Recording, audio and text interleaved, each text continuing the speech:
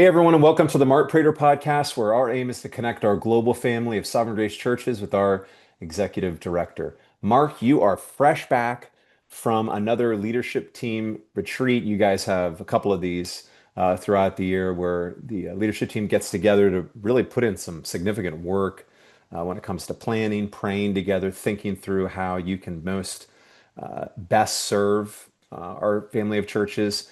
You're back. How did it go? Where were you? Who was there? Well, yeah. Well, look, I just landed about hour and a half ago, actually, and so we're recording this on a Friday, and just coming back. Left Monday, had a really good retreat. We were meeting in Austin, Texas, Hmm. for a couple different reasons. It kept John close to his church, Sure. and also Dave Taylor flew in early and Hmm. spent a few days in Juarez, Mexico, Oh, nice. with Carlos and his church. Actually, he was able to spend some time in El Paso with Hellman at Mission de Gracia, and also with Ricky Alcantar at Cross of Grace in El Paso, and then across the border into Juarez, and spent time with Carlos and his team. Preached on Sunday, Hmm. so it was easy and he had a great weekend with Carlos and the church. Iglesia Gracia Soberana in Juarez. So it's an easy flight from El Paso to Austin.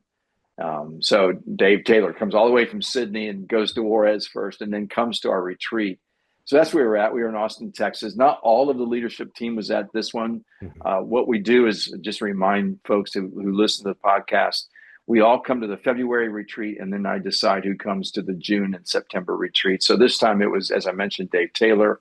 I mentioned John Payne, Mhm. Jared Millinger, Jeff Purswell, myself. There were five of the leadership team members there, and we had just a wonderful week. I went in with a packed schedule, which I typically do. We didn't get through it all, Yeah. but I think we talked about the right things. And I had put something on X. We're gathering. If you saw that post and prayed for us, thank you so much Mm. for praying, because God answered your prayers. Excellent. Well, anyone who's been checking out the podcast for a while and has heard updates after retreats like this know exactly what you said. You plan a very full schedule. You Yeah, guys are working. yeah, we And so are. you're having fun, enjoying food and things like that, but you're not just hanging out. You are putting in work. We are. Yeah. So what were you guys talking about and working through over the course of the retreat? There were so many things. I don't have time to hit them all in this podcast, Sure. so I just want to highlight a few things that we did, just to kind of give you an idea of what we talk about as a leadership team. Hmm. I just want our pastors and members of our churches to know.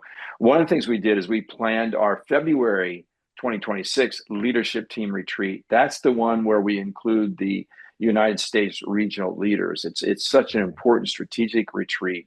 And this, when we planned for this one for February 26th, we're going to include our non-leadership team directors. That's Bob Coughlin, who leads obviously Sovereign Grace Music, and Joel Shorey, who's our director of church planning. Our director of West Coast Development, Eric Trebetsky, is already a regional leader in the West, so he'll be there. And then some other key leaders that we want to invite. So we decide who's going to come, and then we mapped out really just a good schedule with our time with them. So we have to plan ahead so we can invite guys to come. They can get on the calendar, and we can begin to think about what we want to present to them on certain topics we've already agreed upon. So we just kind of work out it. It's a demonstration of how we work out ahead. For Yeah. example, we had a good, lengthy discussion regarding our global strategy Hmm. and expansion. And I want to spend a little bit more Nice. time on this topic, just to highlight it. I wanted to talk about our global strategy because about 2 years ago, we put together global strategic points.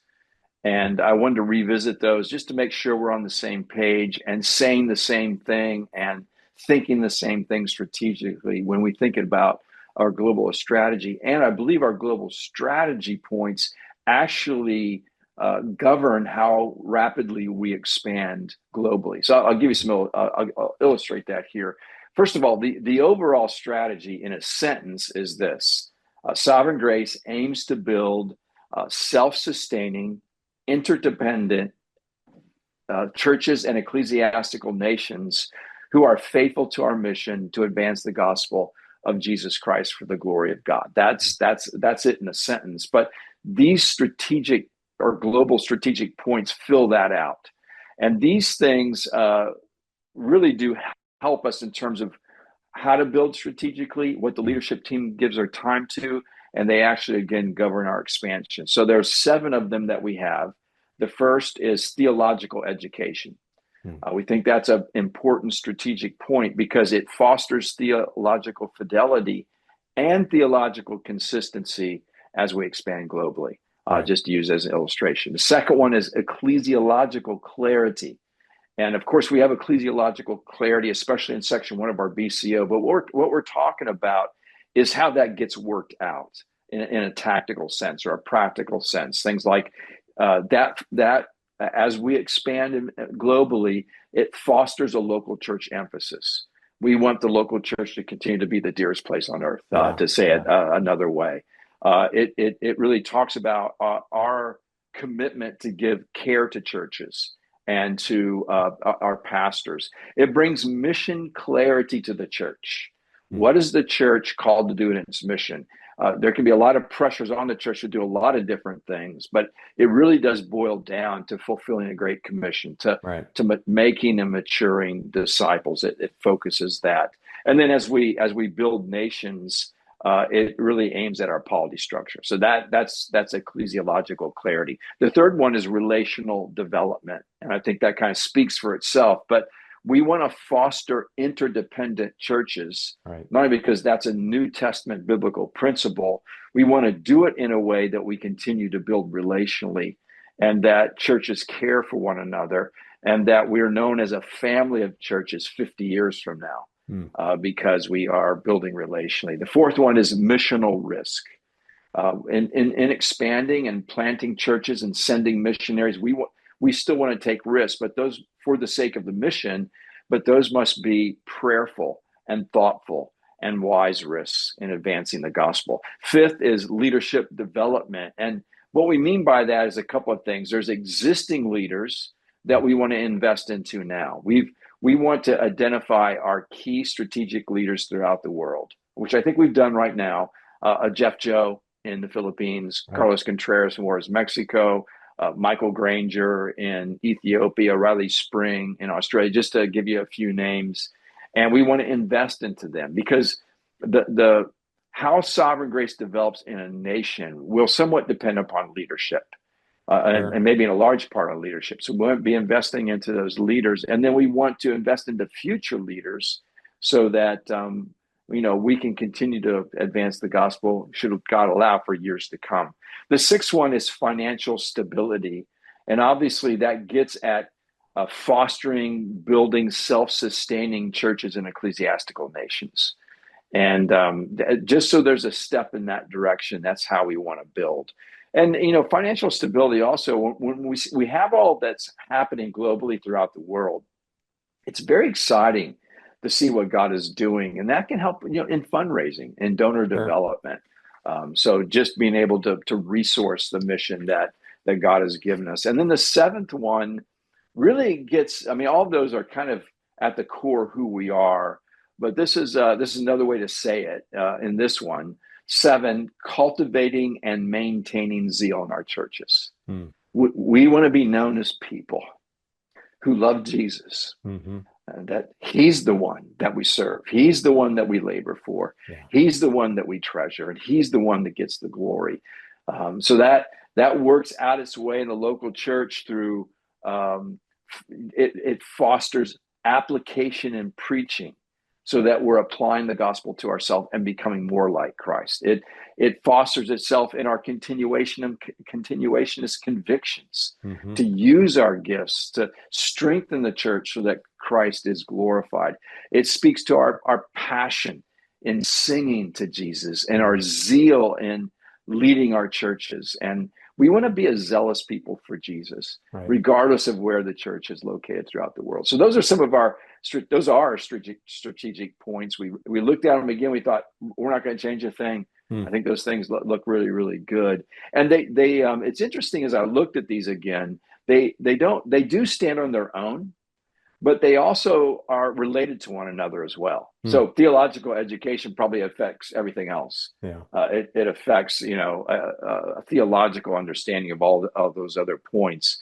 But here's another example. Without ecclesiological clarity, missional risk will lack focus, Hmm. the proper focus it needs. And that's as an illustration. Here's another one. Relational development is somewhat dependent upon leadership development Hmm. because we need leaders to take initiative to build a nations that fosters relationships Right. among churches. So, they work independently, but they're dependent upon one another. And then we just think that these global strategic points, they do govern how rapidly we expand and even where we expand. So a Hmm. couple of examples.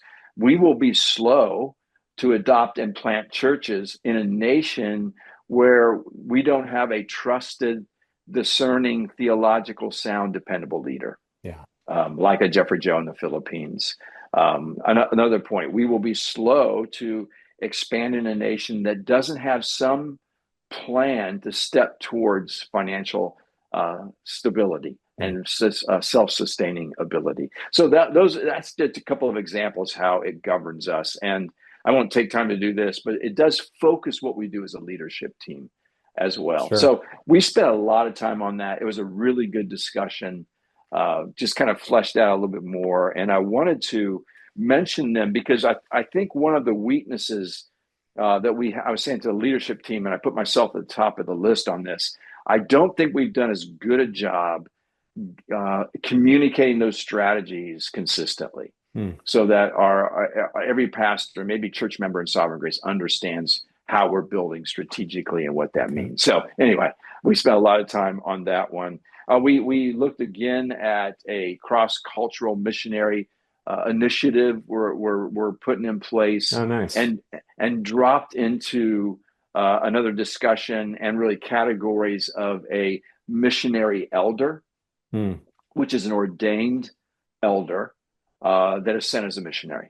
A Hmm. recent example would be Juan Solano, who was ordained as a pastor in Sovereign Grace in Costa Rica and is now in Lebanon as a Hmm. missionary. He is a missionary pastor, missionary elder. And then there's a missionary worker, one who will not be ordained. Maybe it's Hmm. a nurse in your church who has a burden to go serve in some cross cultural setting, to use the way she's been trained and gifted to serve, whether that's a short term or certainly for a more of a long term stay. So, all for the means of advancing the gospel. So, we dropped in those definitions.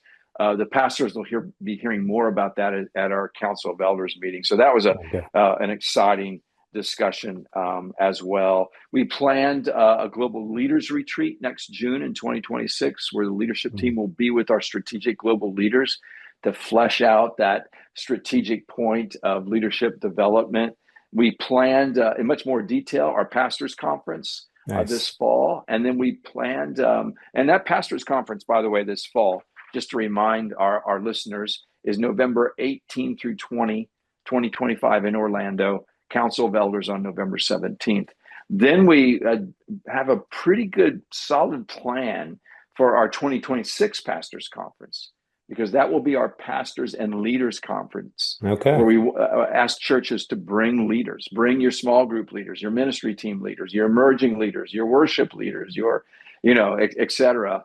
And we've got a really good list of breakout sessions Hmm. defined, and we're now going to begin to ask pastors to teach those. We got a good list of main session topics, and we got to think through who's going to preach those. So we got a pretty good plan in place for that, because we want to open registration for the 26th conference much earlier, Okay. because it requires many leaders to have to plan to take time off work to be able to come. So here's the dates for that. It's going to be a Wednesday through Friday.